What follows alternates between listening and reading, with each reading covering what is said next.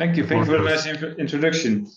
And I think it's very nice to see that in this event there are already, this is a second laser manufacturer. Well, there's a LED also close to laser manufacturing. We all need light for our quantum application. So I think it's very nice to see that popping up. At Chilas, we tune to your quantum wavelength. Let me see, get the next slide. Go. So we expertising on making external cavity lasers, and not with free space optics, but with all photonic integrated circuits. So basically we take a semiconducting optical amplifier, our gain medium, and we glue it to an external cavity. And our favorite hobby at the moment is silicon nitride, which is nicely transparent. On that feedback circuit, there is a Vignette filter there, 2 rings there. Look up the website, you'll see how it works. And only one reflection peak here in the center will be feedback into the laser cavity. And the laser will nicely lock to that, and thereby we extend the cavity. The nice thing with the schematic, what we get there, is that we get a lot of output power thanks to the large gain in the semiconductors. And we extend this cavity into a non-absorptive, low-loss silicon nitride platform. And therefore the mode collapses and you get a very narrow line width, sub-kilohertz line width. And thanks to its nice chip technology, it's nice and compact. And that's what we like. So this is a packaged chip. Typically, they look like protein pens butterflies. Inside there are 2 chips and a fiber nicely glued to the interface. And we've got several products, laser products on the market, and they come in this nice and handsome shape, where we fully control all the tuning elements on the chipsets. We've got the Polaris, which is a stabilized laser for very narrow line widths, and you select the wavelength. Then we've got the Atlas, which is a tunable laser, so you can go to a set of wavelengths there, also providing a very narrow line width of sub 5 kilohertz.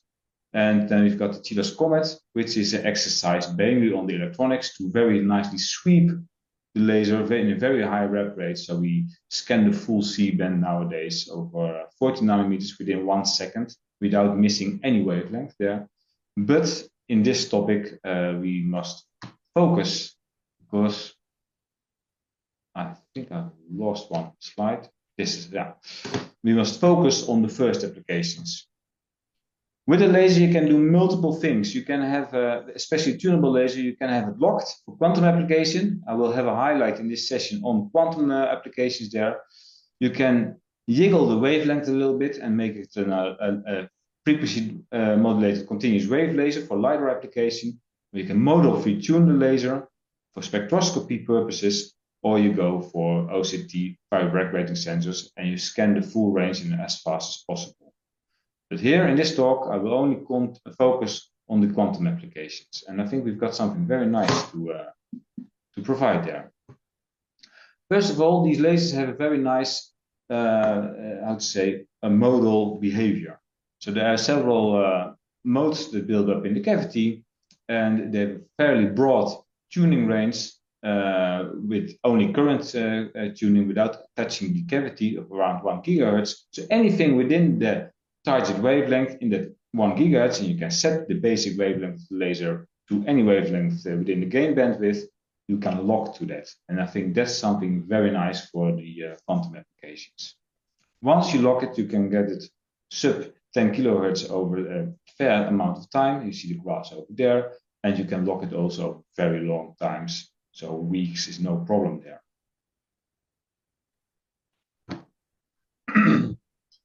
We've got, for this year, we've got 2 new products. One here is the Polaris. This is a fixed wavelength laser. This is it's also external cavity laser. And you see over here, the noise floor, the phase noise floor is super low. And the Chilas Polaris is selectable for some wavelengths within the telecom band. And the Chilas Atlas is tunable to some set wavelengths. So if you have multiple wavelengths you want to target, which is, for example, key importance for key distribution or encryption of data over existing networks, you want to have the ITU grid addressed all at once or in a selectable manner. So you can reconfigure your things. Within the photonic quantum applications, I found three main groups. Correct me if I'm wrong. There's one, quantum key distribution, quantum sensing, and quantum computing. Quantum key distribution, we've got off-the-shelf products laying around in our lab.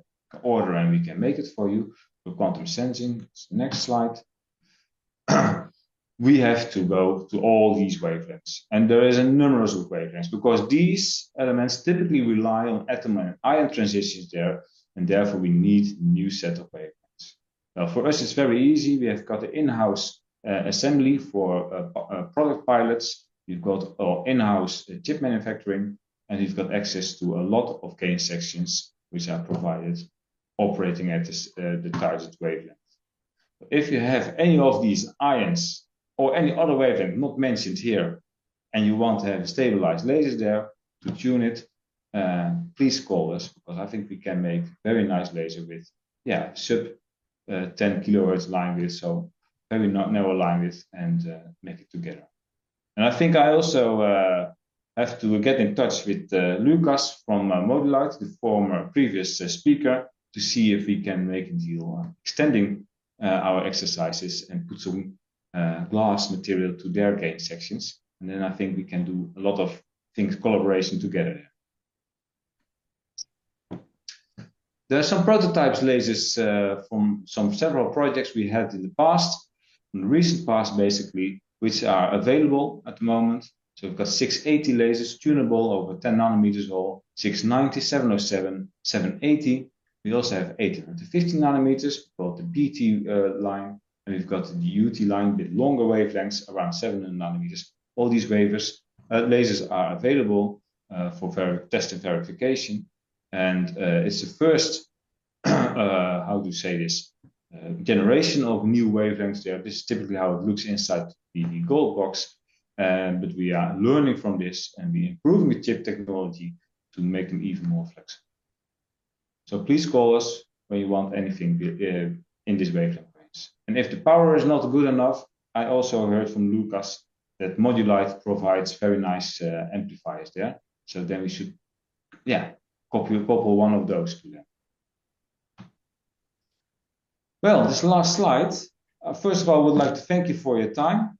And I would like to ask you to share your favorite wavelength there to see where we can tune our lasers to your wavelength, and that we can work together on a bright future. Thanks a lot.